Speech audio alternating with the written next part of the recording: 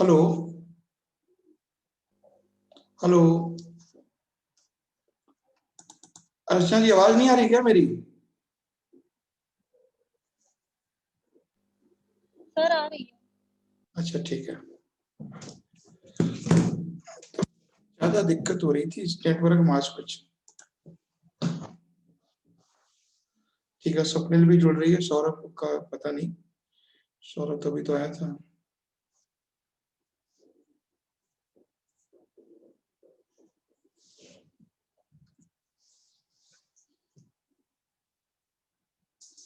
देखिए, मेंस में कुछ क्वेश्चन, दो क्वेश्चन मैं वो भी ऐड करवाऊंगा जो क्वेश्चन हमें करंट में चल रहे हैं अभी। देखो, तीन क्वेश्चन आने दीजिए, मतलब उस पोर्शन के जो जीएस का है, लेकिन दो क्वेश्चन उसमें मेंस करंट के जरूर रखिए। जैसे मान लीजिए अभी ये क्वेश्चन था कि भारत में इस आज ही हमने टॉपिक किया था कि प्रधानमंत्री किसान योजना, ठीक है। तो ऐसे अभी आजकल में, जैसे आजकल क्लास में काफी अच्छे अच्छे टॉपिक मतलब हो रहे हैं, जैसे मेंस के पर्पज से, ऐसे के पर्पज से।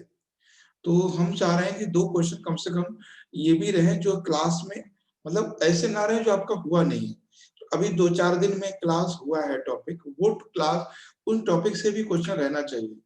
इससे इससे क्या होगा आपका, इससे जो आपका सिलेबस है करंट का जो आप कर रहे हो वो भी रिवाइज होता रहेगा, है ना। जैसे मान लीजिए हमने कोई कोई क्वेश्चन दिया प्रधानमंत्री किसान से, और भी आज कुछ टॉपिक ऐसे हुए थे, जैसे कल ही टॉपिक थे, और राइट टू प्राइवेसी वाला टॉपिक था, बहुत सारे ऐसे। और ये जो हीमोस्टैटिक्स था, आंगनवाड़ी टॉपिक हुआ था, ठीक है।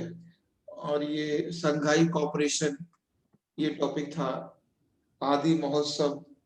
तो इनसे भी क्वेश्चन, दो क्वेश्चन इनसे भी चलने दीजिए, ताकि ये सही रहेगा कि करंट भी साथ में होता रहेगा। तो जब लिखेंगे नहीं तो याद नहीं होगा, तो लिखना बहुत जरूरी है।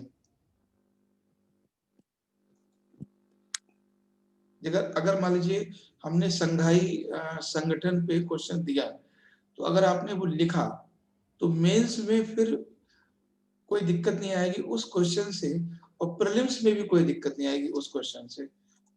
क्योंकि प्रीलिम्स में क्या होता है, क्वेश्चन मतलब कम से कम ऐसे आपको 50 टॉपिक मिलेंगे जो आते ही आते हैं। जैसे मान लीजिए संघाई कॉपरेशन है, आसियान है, ब्रिक है, WTO है, WHO है, तो ऐसे बॉडी है पूरे इंडिया की और वर्ल्ड की। तो मान के चलते हैं कि 50 होंगी, 50 से ज्यादा नहीं है, तो उनसे क्वेश्चन आता ही आता है। तो खैर क्वेश्चन देखते हैं आज के। तीसरा क्वेश्चन समझा देना। तीसरा क्वेश्चन, क्या क्वेश्चन का नाम बताएं कुछ? स्थानीय सरकार के सरकार। बारे में। ओके,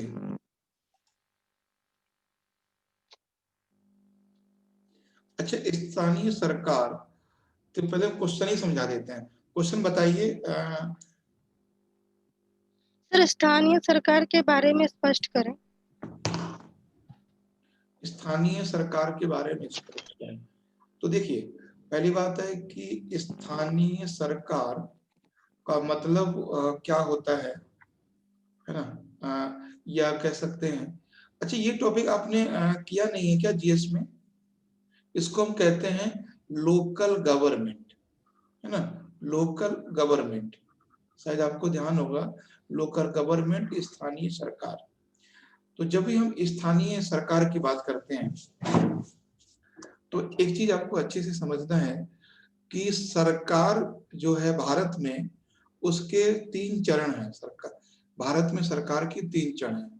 पहला, सबसे ऊपर है केंद्र सरकार, ठीक है, इसको समझना है, केंद्र सरकार को।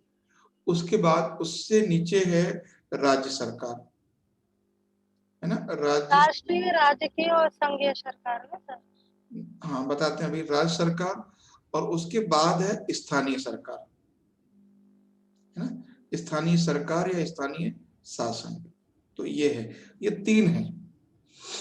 यानी ये पूरे देश को संचालित करती है, पूरे देश को, ये पूरे राज्य को संचालित करती है, ठीक है।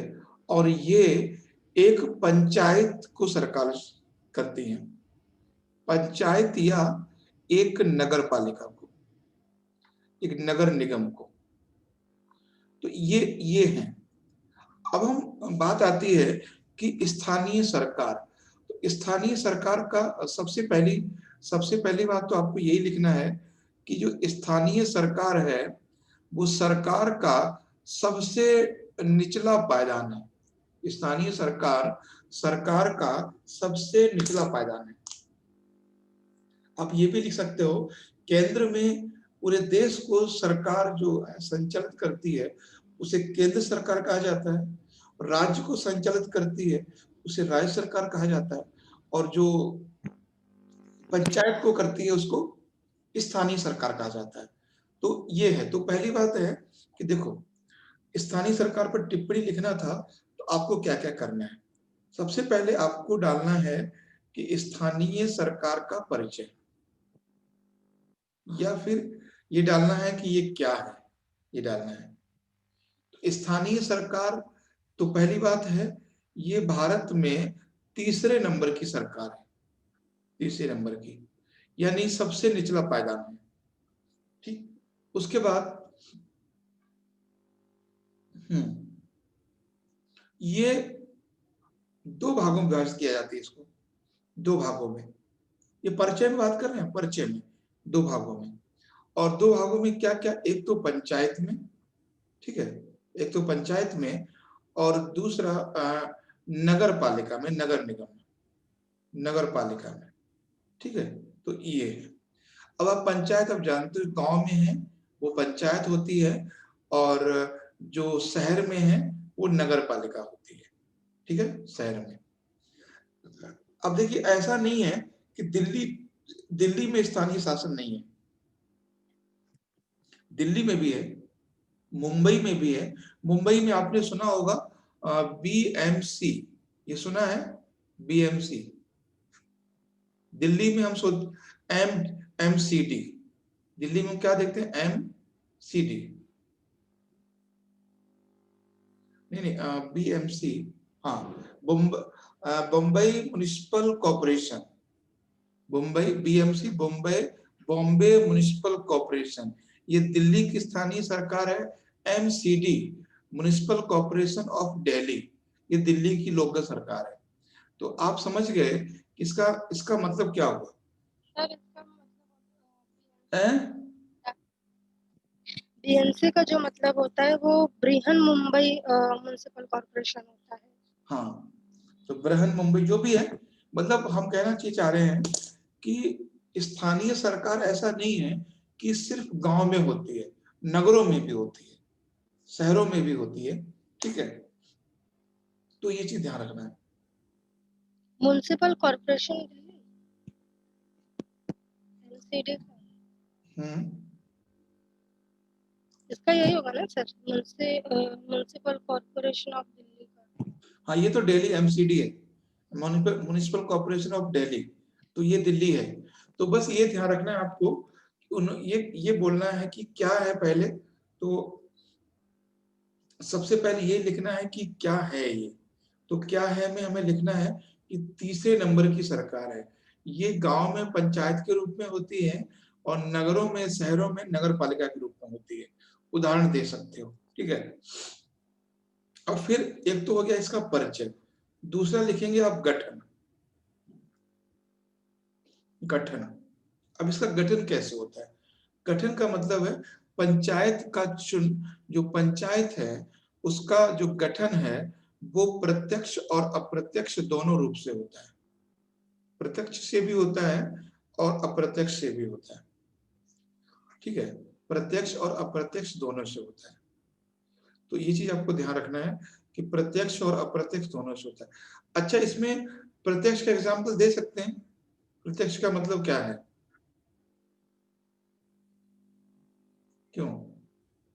देखिए, प्रत्यक्ष का मतलब है, अगर मान लीजिए किसी को हम वोट डालते हैं, जैसे प्रत्यक्ष का मतलब है किसी को हम वोट डालते हैं डायरेक्ट, ठीक है। डायरेक्ट अगर हम किसी को वोट डालते हैं तो वो होता है, एक मिनट, हाँ ठीक है। जैसे हमने कहा कि गठन का प्रत्यक्ष रूप से होता है। प्रत्यक्ष का मतलब जैसे प्रधान है ना, जो मुखिया है, इसका इसका जो चुनाव होता है वो प्रत्यक्ष होता है। लेकिन जो बीडीसी के मेंबर होते हैं, ब्लॉक डेवलपमेंट काउंसिल, और जो डीडीसी के मेंबर होते हैं, डिस्ट्रिक्ट डेवलपमेंट काउंसिल, इनका चुनाव अप्रत्यक्ष, इनका चुनाव जो है अप्रत्यक्ष रूप से होता है। तो चुनाव प्रत्यक्ष रूप से भी होता है, अप्रत्यक्ष रूप से होता है, सेम चीज है इनका चुनाव, ठीक है। ये वाला जो है, ये वाला जो अप्रत्यक्ष है, ये वाला अप्रत्यक्ष है, ये चीज ध्यान रखना है। अब इसमें सीधे सीधे लिखना है आपको कि ये तो हो गया आपका चुनाव प्रत्यक्ष और अप्रत्यक्ष।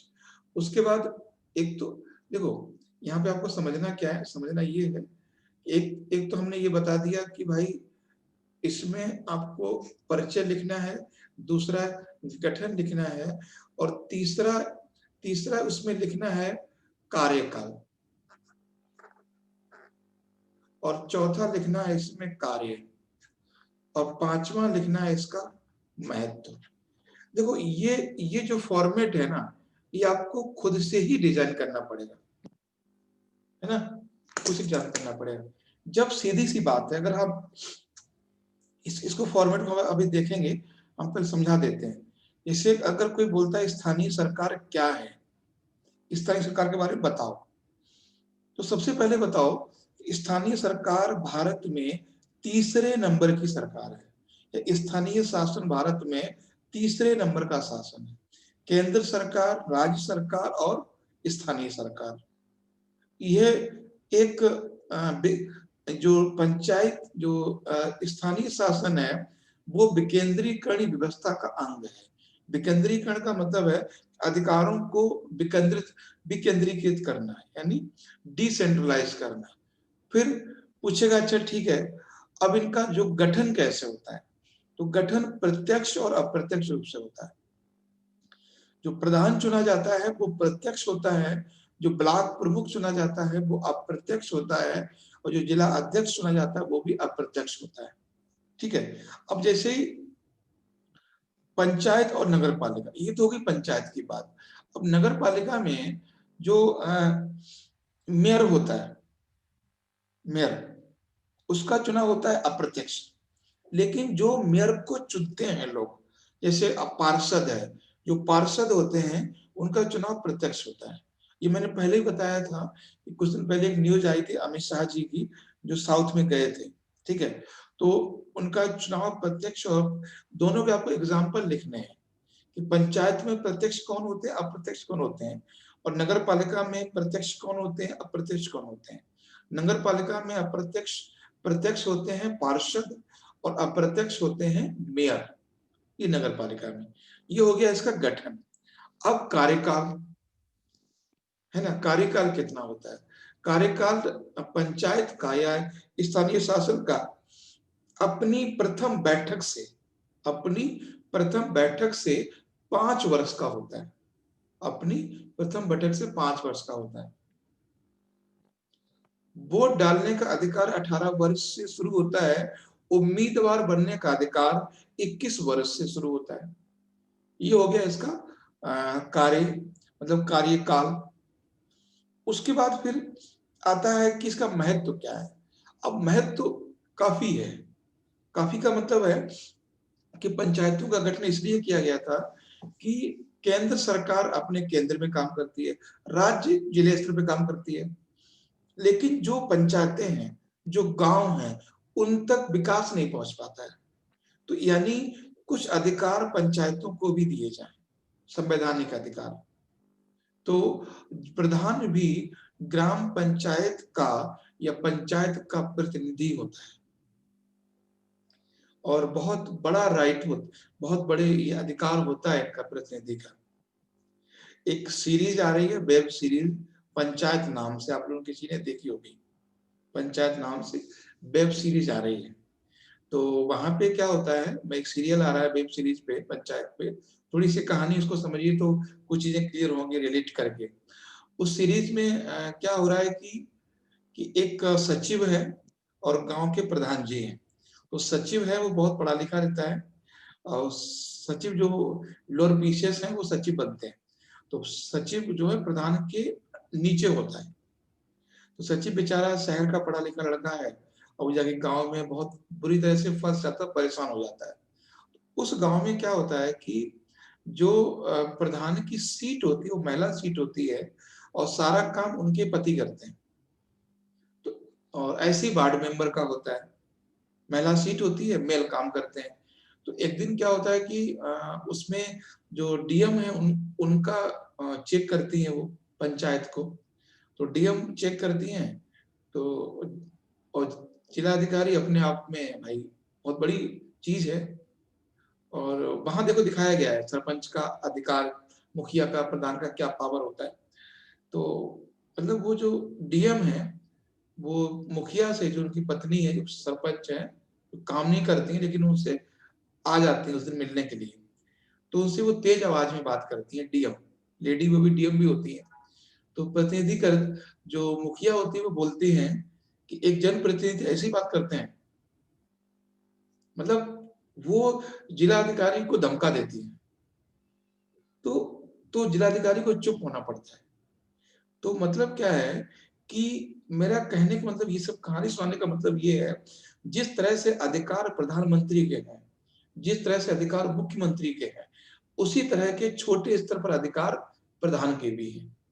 ठीक है, तो इसका इसका एक ही महत्व है कि सत्ता का विकेंद्रीकरण करना। पहला महत्व क्या है? सत्ता का विकेंद्रीकरण करना। दूसरा महत्व क्या है? आपको लगता है कि जितना काम एक ग्राम प्रधान करवा लेता है उतना काम एमएलए करवा सकता है? नहीं।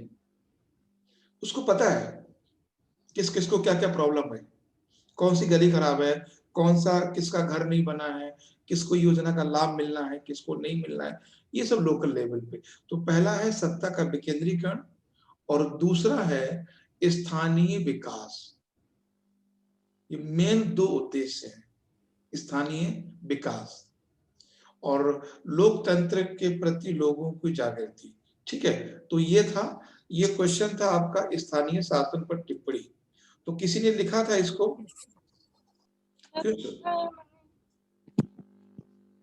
या मैम ने लिखा है सर। अच्छा, लेकिन सर मैंने थोड़ा अलग लिखा है। जब एक प्रशासन जन प्रशासन का एक रूप में अधिकार किसी राज्य राष्ट्र की सबसे निचली श्रेणी में, ये स्थानीय शासन का मतलब ही होता है ग्राम पंचायत और नगर पालिका। ये संविधान के किस भाग में है सौरभ, बताओ? भाग 9। भाग 9 में है। ठीक है, संविधान के भाग 9 में है, और 11 और 12 अनुसूची में है। तो स्थानीय सरकार का मतलब सीधे सीधे है। ठीक है, थोड़ा सा इसको समझिए, लिखिए, और उसी तरह से फॉर्मेट कीजिए इसको। उसके बाद क्वेश्चन शुरू में ही एक बार देख लेते हैं, स्टार्टिंग से क्वेश्चन किस किस के आए हैं। ठीक है, शुरू में अच्छा ये है स्थानीय सरकार, ये तो अभी हमने देख ही लिया है, आपने वही लिखा है। ठीक है, और उसके बाद जो दूसरा क्वेश्चन है वो है ये क्या इसमें है, राष्ट्रपति एवं राज्यपाल की शक्तियों में अंतर क्या है? ठीक है, खैर वो तो आपने सही लिखा है, मैंने देखा भी था। ठीक है, थोड़ा इसको खोल के और लिखिए। तो ये भी क्वेश्चन ठीक है, ये मैंने पढ़ लिए थे जब आपने भेजे थे तभी। ठीक है, क्वेश्चन सही है ये। और उसके बाद जो क्वेश्चन है इसमें PIL से था सर, पब्लिक इंटरेस्ट लिटिगेशन। अच्छा, PIL पब्लिक इंटरेस्ट लिटिगेशन। कोई भी भारतीय नागरिक जनहित याचिका दायर कर सकता है। जनहित याचिकाओं को केवल उच्चतम न्यायालय या उच्च न्यायालय में दायर किया जा सकता है। ठीक है, जनहित याचिका एक ऐसा माध्यम है जिसमें मुकदमेबाजी कानून कार्रवाई के द्वारा अल्पसंख्यक व्यक्तियों से जुड़े, ठीक है, और नगर पालिका पहुंच प्रदान करने के लिए होता है, सही है। नगर देखो PIL का मतलब यही होता है कि इसमें कोई भी भारतीय नागरिक, है ना, ये जरूरी नहीं है कि इस मुद्दे से है। आप भी कोई भी PIL दायर कर सकते हो अयोध्या वाले केस पे, आप भी कोई भी PIL दायर कर सकते हो अर्नब गोस्वामी वाले केस पे, आप भी कोई भी PIL दायर कर सकते हो रिया सेन, क्या नाम था उसका, रिया चक्रवर्ती, उस मतलब किसी भी मुद्दे पर कोई भी नागरिक PIL दायर कर सकता है। और PIL दायर करने के जो उद्देश्य होता है वो यही है कि वास्तव में जनहित याचिका कानून तरीकों को सामाजिक परिवर्तन को प्रभावी बनने का एक तरीका है, ठीक है। जो सामाजिक परिवर्तन, जिसे बहुत सारे लोग होते हैं जिन्हें उसकी जानकारी नहीं होती है, तो उसको प्रभावी बनाने का तरीका है।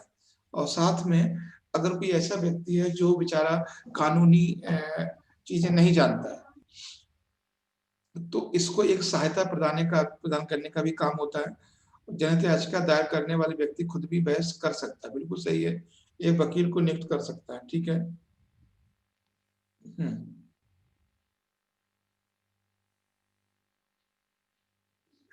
ठीक है, बिल्कुल सही है, सही लिखा है आपने, ये तो अच्छा है, ठीक है। तो ये ठीक है, तो PIL का मतलब बस यही समझ लेना है कि आप किसी भी तरह से, और ये चीज बता दूं इससे, उनका एक खुद भी बहस कर सकता है। एक बात ध्यान रखना है कि कोई भी व्यक्ति किसी भी केस में खुद से बहस कर सकता है। लेकिन सर ये जनहित से है ना, मतलब इसमें यही स्पष्ट यही बोला गया है ना कि कोई भी भारतीय नागरिक जनहित याचिका दायर कर सकता है। तो इसमें जनहित तो सबके लिए हो गया, अब भारतीय नागरिक तो भारत तो कोई भी नागरिक आ गया है। हाँ, तो वही है। और सर एग्जाम्पल के तौर पे अगर हम गंगा नदी है, यमुना नदी है, प्रदूषण हो रहा है, उसके लिए हम जनहित याचिका दायर कर सकते हैं कोई भी, क्योंकि जनहित याचिका जन के लिए है, सबके लिए इम्पोर्टेंट है, पानी है, प्रदूषण है, पॉल्यूशन हो रहा है, एग्जाम्पल के तौर पे, हाँ, एनवायरमेंट के तौर पे, बहुत और एनवायरमेंट तौर पे कर सकते हो, और कोई भी किसी और भी केस पे कर सकते हो जिससे एक बड़ा कोई मुद्दा जुड़ा हो, तो वो कर सकते हो। और उसकी सबसे बड़ी बात है कि कोई भी व्यक्ति खुद बहस कर सकता है अगर उसकी नॉलेज है तो। ये चीज आपने देखी होगी, एक बार मूवी में भी दिखाई थी उसको, ओ माई गॉड में, OMG में दिखाई थी। तो जो कांचीराम होते हैं खुद ही बहस करते हैं, तो इस चीजें भी हैं। मतलब सर जनहित से जुड़े जितने मामले उन सब पे कर सकते हैं। हाँ, उस सब पे कर सकते हो, मतलब खुद का कोई इसमें कंसर्न ना होना चाहिए, खुद का कोई लाभ नहीं होना चाहिए। ये हो गया। दूसरा है भूदान। भूदान का क्या क्वेश्चन था स्वप्निल? क्षमादान। ओ सॉरी, क्षमादान। हाँ, बोल के भूदान, मेरे भी लाइट में रहते रहते।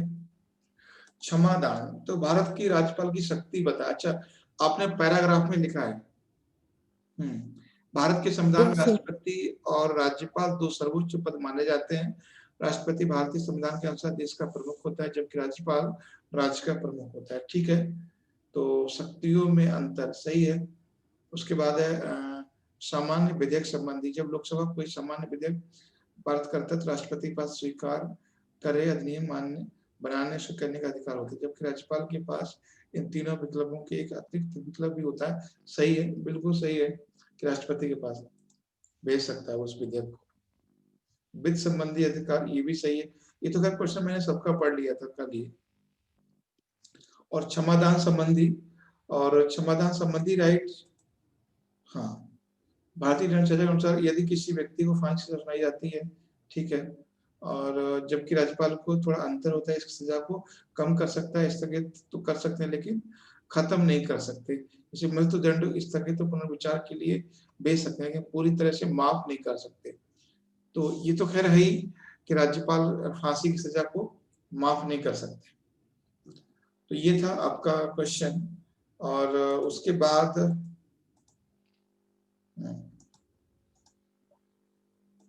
ये PIL में क्या लिखा है, पब्लिक इंटरेस्ट, भारतीय लोगों के जीवन में इनका क्या महत्व है। पब्लिक इंटरेस्ट लिटिगेशन एक ऐसा माध्यम इसके मुकदमे कानून कार्रवाई द्वारा अल्पसंख्यक वंचित वर्ग समूह व्यक्तियों के लिए या जिसके माध्यम से किसी एक गैर सरकारी संगठन, ठीक है, तरीके सामाजिक परिवर्तन, सही है ना, सामाजिक मतलब जो मुद्दे समाज से जुड़े हुए हैं उनके बारे में। और उसके बाद है एक इसमें शायद होगा, ठीक है, तो PIL को थोड़ा और लिखिए, इसको बढ़ा दीजिए कि PIL पे शॉर्ट नोट लिखा है ना, इसमें क्या महत्व क्या है, ठीक है, तो उसके महत्व के बारे में बताना है। जो एक चीज मैं आपको बता दूं कि महत्व का मतलब ये है कि आप इसमें चीजें लिखिए कि PIL का क्या क्या फायदे हैं। क्वेश्चन देखो, दो चीजें याद रखना है, क्वेश्चन को पहले हमें समझना है। पब्लिक इंटरेस्ट लिटिगेशन ये है क्या, पहले तो ये बात करनी है क्या है ना। उसके बाद भारतीय लोगों के लिए इसका महत्व क्या है वो समझना है। तो दो चीजें हैं इसमें, ठीक है, तो दोनों पे बात हुई है क्या? सर महत्व नहीं समझ में आया। हाँ, महत्व नहीं लिखे, ठीक है। तो पहले सबसे पहले ना क्वेश्चन पे वर्क किया कीजिए आप लोग, सबसे पहले कि क्वेश्चन क्या कहता है। फिर जैसे इसमें दो चीजें हैं तो आप चाहते तो दो पैराग्राफ में लिख सकते थे, है ना, जैसे महत्व है, महत्व लिख सकते हो ना इस तरह से पॉइंट में, एक महत्व ये है, दूसरा ये है, तीसरा ये है, इस तरह से हम कर सकते हैं। तो ये चीज ध्यान रखना है। उसके बाद है इसमें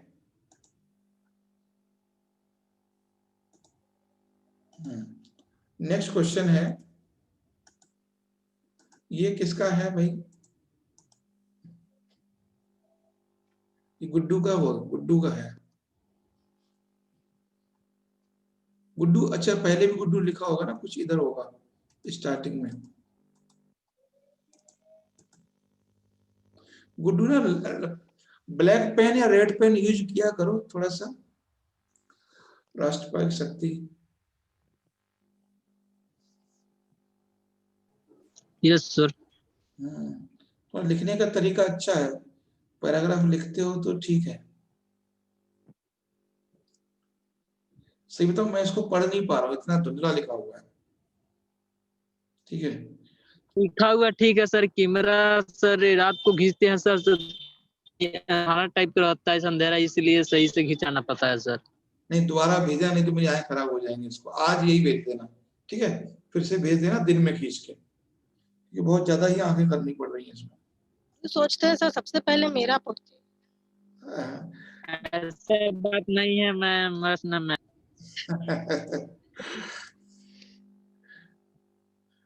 ये रात में लिखा है, देखो ये लाइट रखी हुई है, दिख रही है? नहीं सर, वो थोड़ा प्रॉब्लम होगा क्योंकि अब अंधेरा जल्दी हो जाता है, लाइट थोड़ा अलग ही रहता है। नहीं पेन भी है ना, पेन भी थोड़ा होता है, और व्हाइट पेपर का भी रहता है। नहीं अगर ब्लैक पेन रहेगा ना पूरी तरह से ब्लैक, तो दिक्कत नहीं आएगी। ठीक है सर, आज से ब्लैक पेन से लिखेंगे। हाँ ब्लैक पेन, कैसे पेन से लिखे हो ये? देखने में तो सर ये भी ब्लैक ही दिख रहा है। हाँ लेकिन स्लेटी कलर का है ये दल बदल कानून, ये तो खैर परसों पे क्वेश्चन है ना। जी सर। ठीक है, तो सौरभ अब तो तुम भी फ्री हो गए हो क्वेश्चन लिखने के लिए, अब क्वेश्चन लिखो। और देखो आज आज मैं आपको बता रहा हूँ कि क्वेश्चन अब से 5 क्वेश्चन आएंगे, और 5 क्वेश्चन में 3 क्वेश्चन रहेंगे वो चैप्टर वाइज रहेंगे। जैसे आज जो क्वेश्चन दिया है 2 क्वेश्चन रहेंगे स्टार्टिंग के चल रहे हैं, जैसे अभी राष्ट्रपति और उपराष्ट्रपति से क्वेश्चन थे, राज्यपाल से। कल जो चैप्टर से, क्योंकि अभी वेबसाइट पर नहीं पढ़ पा रहे हैं, आज हम डाल देंगे। कल से 3 क्वेश्चन तो रहेंगे स्टैटिक पोर्शन, स्टैटिक पोर्शन जैसे जो जीएस का पार्ट है उसको रखेंगे, और 2 क्वेश्चन हम करंट के रखेंगे। Okay sir. करंट के तो सर आज कल मेरी तबीयत खराब थी, से लिख नहीं पाया, अभी भी साथ तबीयत खराब है, हल्की सी सो ही रहा था मैं, क्लास का टाइम हुआ तो क्लास ले ली मैंने, नहीं तो मैं लिख लेता क्वेश्चन, कोई दिक्कत नहीं होती। क्योंकि ना जैसे आप देख रहे हो, जैसे मैं जब आज ही मैंने कई सारे टॉपिक डिस्कस किए थे करंट अफेयर्स में, तो बहुत सारे में मुझे भी नहीं याद रहते हैं। जैसे जैसे मैंने रिलेट किया था आज टॉपिक को, तो जब आप लोग लिख लोगे तो वो हमारे पास रह जाएंगे।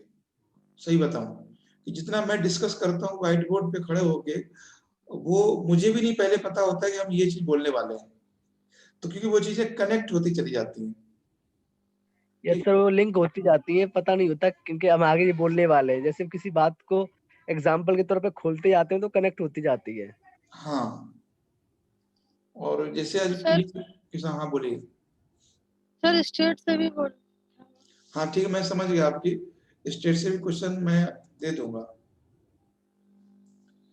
पहली बात तो आज कल में मैंने कल और परसों छुट्टी इसलिए नहीं की है कि मंडे ट्यूसडे में कुछ चीजें सही करनी है, तो वो हो जाएंगी तो फिर क्वेश्चन। और मैं एक बार आज ही देख लेता हूँ शाम को कितने क्वेश्चन है। एक काम आप अर्चना जी ये भी कर सकते हो, जैसे आप मुझे अलग से भी वो क्वेश्चन भेज सकते हो, एमपी वाले। जैसे जो सर हाँ, जैसे जो 5 क्वेश्चन चल रहे हैं, जैसे इसमें क्या है, अगर हम क्वेश्चन देते हैं तो इन लोगों को भी लगेगा एमपी क्वेश्चन है। तो पहले तो मैं जो अपने पेपर मुझे भेजे हैं, एक बार आप भी देख लेना, मैं भी देख लेता हूँ। तो वो क्वेश्चन मुझे पर्सनली भेज सकते हो, कोई इश्यू नहीं है ना। भले हम वो यहाँ डिस्कस नहीं करेंगे, वो हम आपको डिस्कशन बता देंगे जैसे भी रहेगा, ठीक है। अब अगर हम वो क्वेश्चन यहाँ डिस्कशन के लायक, जैसे मान लीजिए कोई अच्छा क्वेश्चन है और यूपीएससी के लेवल का है और जैसे करंट का है, ज्यादातर तो क्वेश्चन सब लेवल की यूपीएससी लेवल के ही है, कोई ऐसी नहीं है कि वो बहुत अलग एग्जाम है। जैसे स्टेट का कोई बेसिकली है तो अलग बात है, वरना तो 90% चीजें यूपीएससी में और स्टेट में सेम होती है 90%, बट 10% चीजें अलग होती है। 10%, जैसे मान लीजिए वहां का कोई लोकल नृत्य है, वो अलग होता है। 90% चीजें सेम होती है, ये है। और सर जैसे क्वेश्चन पेपर आपको दिया है, जी मैंने आपको सारे क्वेश्चन पेपर सर दिए हैं। हाँ है मेरे पास। हाँ, आज मैं देखता हूँ, आज वो है पेपर मेरे पास। अच्छा, आज के क्वेश्चन आ गए आपके पास? नहीं सर आपको। अच्छा ठीक है, कोई अच्छा सैटरडे फ्राइडे था, हो सकता है इसलिए नहीं भेजे हूँ। और कल क्लास रहेगी, अगर नहीं है ना तो साथ में अभी जो है अभी आज टाइम है, मैं अभी आपको भेज देता हूँ क्वेश्चन, ठीक है। सर भेज दीजिए सर। हाँ सौरभ, यस सर, तुम्हारी क्लास हम 7 बजे कर दें शाम को? कोई दिक्कत नहीं, कभी कर दो। मैंने क्या कहा, कभी कर दो, कोई दिक्कत नहीं है। क्योंकि रात कैसे? में सुनिए, रात में क्या होता है फिर मुझे जैसे जो रिटिन मटेरियल आप लोगों के लिए बनाना होता है तो वो हम बना लेंगे। और अभी एनसीईआरटी क्लास कुछ दिन के लिए बंद है, इसलिए 7 बजे यस कर दे सर, रहे हैं ऑप्शनल क्लास, ठीक है। तो आज कोई 7 दिक्कत बजे नहीं। ले लेना ऑप्शनल की। Yes sir, okay sir. Okay ठीक है, तो अभी रोक रहे हैं क्लास यहीं पे।